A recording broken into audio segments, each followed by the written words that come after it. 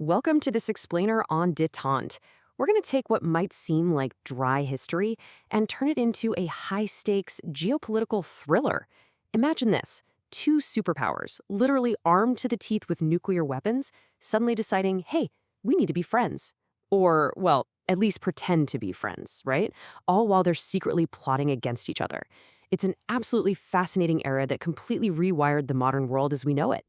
So here's our roadmap. We're breaking this era down into 5 chapters: the foundations of détente, summits and arms control, the backlash in the Middle East, Ford and the decline, and finally, the true legacy. Let's jump right in. Part 1, Foundations of Détente in a Shifting World in 1969. Now, when Richard Nixon took office, the world wasn't just a simple two-player game anymore. Mutual nuclear vulnerability really forced a brand new approach to superpower rivalry. You had Europe and Japan regaining their strength, and China was emerging as this massive wild card. Basically, the US and the Soviets realized they could utterly destroy each other. That made traditional threats of war a lot less credible. And surprisingly, it actually pushed them toward the negotiating table. To get how they did this, we need to look at 2 architectural blueprints of the Nixon-Kissinger strategy. First is détente itself. It simply means the easing of Cold War tensions. It was a blunt realization. Look, we're mortal rivals, but we both really want to avoid nuclear annihilation. Then you have linkage. This was Henry Kissinger's brilliant, if totally complex, idea. You couldn't just negotiate arms control in a vacuum. You had to link it to political behavior. Like, you want a trade deal with us? Great. Then help us calm down these regional conflicts. But to really understand this era, you absolutely have to understand President Nixon's deep paranoia. Just look at this quote from 1971. He bluntly stated that 96% of the bureaucracy were against them. He and Kissinger fundamentally distrusted the traditional Eastern establishment, professional diplomats, the press, you name it. They truly believed that to manage such a dangerous world, they literally had to isolate themselves from what they saw as a hostile, leak-prone government. And driven by that paranoia, Kissinger set up what's called a back channel with Soviet Ambassador Anatoly Dobrynin. They would have these highly secretive cloak-and-dagger meetings, keeping the official U.S. arms negotiating teams completely in the dark. I mean, imagine your own State Department not knowing what you're doing. This extreme secrecy did allow for lightning-fast breakthroughs, but as we'll see in a minute, it also meant they had zero institutional support when things started going sideways. Chapter 2, Summits and Arms Control, the Peak of Détente. By 1972, we start seeing these dramatic diplomatic breakthroughs. And the absolute shockwave was Nixon's secret outreach to communist China. By exploiting the bitter rivalry between the Soviet Union and China, a strategy known as triangular diplomacy, Nixon and Kissinger created massive leverage. It basically forced the Soviets to the bargaining table in Moscow. And you know what's wild? The fragile glue holding global peace together was surprisingly personal. These are the 2 leaders, Nixon and Brezhnev, out in California back in 1973. They look more like 2 neighbors chatting about their lawns, right? Not 2 men with their fingers on the nuclear button. They heavily prioritized these one-on-one personal connections to bypass ideology and focus purely on managing state power. So what came out of this? The 1972 Moscow summit brought massive diplomatic wins. First, SALT I finally hit pause on the massive buildup of new missiles. Then there's the ABM Treaty, which is fascinating. It limited defense systems. Basically, it guaranteed that if one side attacked, the other could absolutely strike back. It enforced the terrifying but incredibly effective logic of mutual deterrence. And finally, the basic principles committed both superpowers to peaceful coexistence. For a moment there, it really felt like the Cold War was finally cooling down.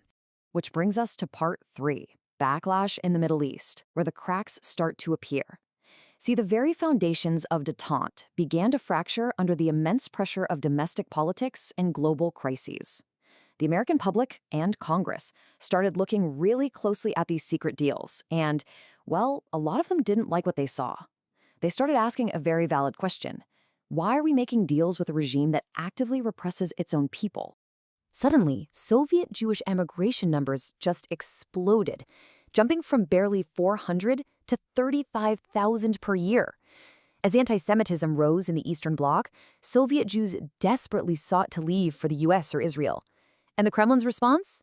They slapped massive, punitive exit taxes on anyone trying to flee. Overnight, détente wasn't just this abstract thing about missiles anymore. It became a deeply emotional, human issue playing out right on the evening news. This created a massive clash of ideals in Washington. On one side, you have Nixon and Kissinger practicing pure realpolitik. They firmly believe that lecturing the Soviets on human rights would just blow up global peace. On the other side, figures like Senator Henry Jackson championed idealism. And Congress actually ended up passing an amendment literally tying U.S. trade status to Soviet human rights. The Soviets were furious. They slashed emigration numbers and entirely canceled their 1972 trade agreement with the U.S. And if that wasn't enough, despite all this supposed friendship, the superpowers almost triggered World War III during the 1973 October War. Egypt and Syria attacked Israel. Within days, both the US and the Soviets were massively airlifting weapons to their respective allies. By late October, as Israel turned the tide, the Soviets actually threatened to send in their own troops. The US responded by putting its global military forces on high nuclear alert. Now, they did manage to enforce a ceasefire, but this crisis proved that Détente definitely hadn't stopped the superpowers from taking the world right to the edge of the abyss. Moving into Part 4, Ford and the Decline. Nixon resigns in disgrace in 1974, leaving Gerald Ford to inherit a policy that is rapidly losing its magic amidst the fallout of Watergate and a deeply skeptical American public. Kissinger is still there, sure, but his authority is significantly weakened. The hits just kept coming. Between 1974 and 1976, that Jackson-Vanik Amendment heavily strained trade. South Vietnam fell to the communists, and the US and Soviets started backing rival proxy armies in Angola. Critics from both the left and the right absolutely hammered the administration, claiming the US was being out-traded and outmaneuvered. It got so politically toxic that President Ford literally ordered his staff to stop using the word détente in public, just banned the word entirely.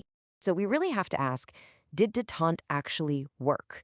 I mean, did this whole era of secret back channels and massive global summits actually make the world safer? Or did it just provide a convenient smokescreen for the Soviets to expand their influence while the US was distracted? Well, the answer actually lies in an agreement that everyone at the time thought was a massive failure. Chapter 5, The True Legacy, and the massive irony of Helsinki. In 1975, 35 nations signed the Helsinki Final Act. Now, to domestic critics back then, this looked like the ultimate surrender. But history? History had a massive curveball waiting. The Helsinki Agreement was divided into 3 sections, or baskets. Basket 1 recognized the existing borders of Europe. Critics screamed this was essentially rubber stamping the Soviet Union's total domination of Eastern Europe and the Baltic states. But the catch was Basket 3. To get their borders recognized, the Soviets had to publicly pledge to respect human rights and fundamental freedoms. And here is the ultimate historical twist. The very agreement that was slammed as a massive failure actually planted the seeds that destroyed Soviet-style communism a decade later. The Soviets, they thought Basket 3 was just meaningless words on paper, right? But dissidents across Eastern Europe took those words seriously. They used the human rights clauses of the Helsinki Final Act to demand accountability. They formed groups that fundamentally eroded the legitimacy of communist rule from the inside out. Talk about unintended consequences. Ultimately, détente transformed superpower competition. It replaced the immediate everyday terror of nuclear war with a system of managed, albeit incredibly messy, coexistence. Nixon and Kissinger's secret diplomacy absolutely stabilized the world when it desperately needed it, but their cynical disregard for human rights completely blinded them to the very forces that would ultimately end the Cold War. And that leaves us with a really provocative question for today. As we face brand new eras of great power competition, can we ever truly separate the cold calculus of global security from the moral demands of human rights? Or are the two always, eventually, linked? Thank you so much for exploring the incredible story of détente with me today.